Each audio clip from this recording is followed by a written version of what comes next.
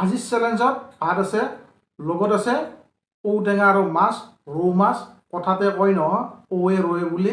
ঔৱে আৰু ৰৌৱে। গতিকে আজি ঔৱে আৰু ৰৌৱে আছে, তামাম খাব লাগিব। লগত মাছৰ মাথাও লৈ লৈছোঁ, লগত এক পিচ ভাজা মাছ আছে, কাঁচা জ্বালা আছে। গতিকে আজি চেলেঞ্জটো একদম সাংঘাতিক হ'ব। হয় কথা। আজি জয়জনৰ কাৰণে পুৰস্কাৰ আছে, আৰু পুৰস্কাৰ কিমান হ'ব? নগদ 500 টকা। 500 টকা। 500 টকাটো ইয়াতে থৈ দিলোঁ, শেষ হোৱাৰ পিছতে লৈ যাব। গতিকে এতিয়া সহায় কথা, বৰ বেছি দেৰি নকৰোঁ, চেলেঞ্জটো আৰম্ভ কৰি দিম। 1 2 3 ষ্টাৰ্ট।